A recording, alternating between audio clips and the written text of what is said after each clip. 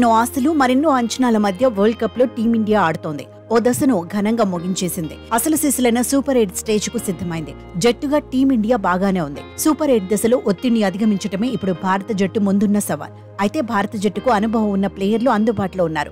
ఎలాంటి పరిస్థితుల్లో అయినా మ్యాచ్ ను మలుపు తిప్పగల సమర్థులు ఉన్నారు. బౌలింగ్ లోనూ వరల్డ్ క్లాస్ ప్లేయర్లు టీమిండియా సొంతం. అందుకే భారత్ బలమైన జట్టే అనడంలో సందేహాలు లేవు.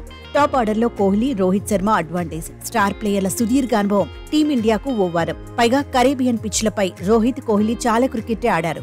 సూపర్ 8 దశలోనూ ఆ అనుభవం అక్కడికొస్తుందనే నమ్మకం టీం మేనేజ్మెంట్ కు ఉంది. వన్ డౌన్ లో పంత్ ఫియర్లెస్ క్రికెట్ ఆడుతున్నాడు. గత T20 వరల్డ్ కప్ సమయంలో ఆడిన తీరుకు ఇప్పుడు ఆడుతున్న తీరుకు చాలా వ్యత్యాసం ఉంది. ఆటలో తనలోని మరో వర్షన్ ను పంత్ చూపిస్తున్నాడు. టీమిండియాకు సరైన ఆయుధం అనిపించుకుంటున్నాడు.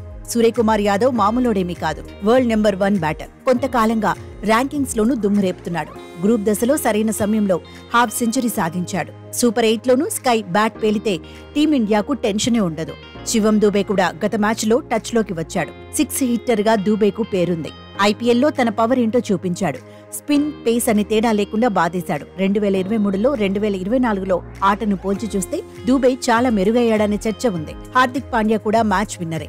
ఐపీఎల్ 17వ సీజన్లో విఫలమైన వరల్డ్ కప్ లో ఇరగదీస్తున్నాడు. సో పాండ్యా కూడా టీమిండియాకు బలమే. ఆల్రౌండర్ జడేజా మాత్రం భారీ ఇన్నింగ్స్ ను బాకీ ఉన్నాడు. సూపర్ 8 దశలో బ్యాట్ జులిపిస్తే భారీ స్కోర్లు ఖాయం. బౌలర్ గాను జడ్డు ఇంపాక్ట్ చూపిస్తే తిరుగుండదు. అక్షర్ పటేల్ ఇప్పటికైనా బెటర్ గానే ఉన్నాడు. ఇక ఇన్నింగ్స్ లో తనదైన ముద్ర వేశాడు. సూపర్ 8 దశలో ఫింగర్ స్పిన్నర్ గా అడ్వాంటేజ్ అయ్యే అవకాశం ఉంది. కుల్దీప్, చాహల్ కూడా తోపులే. అంతర్జాతీయ మ్యాచ్ల్లో ఫామ్ ప్రకారం కుల్దీప్ పైనే రోహిత్ గురి ఉండే అవకాశం ఉంది. బూమ్రా అయితే వీర ఫామ్ లో ఉన్నాడు. వేదిక ఏదైనా, ఫార్మాట్ ఏదైనా బుల్లెట్ల వంటి బంతులతో విరుచుకుపడుతున్నాడు. సూపర్ 8 దశలోనూ కీలకం కాబోతున్నాడు. సిరాజ్ తన మార్కు చూపించాల్సిన అవసరం ఉంది. హర్షదీప్ సింగ్ కాన్ఫిడెంట్ గానే ఉన్నాడు.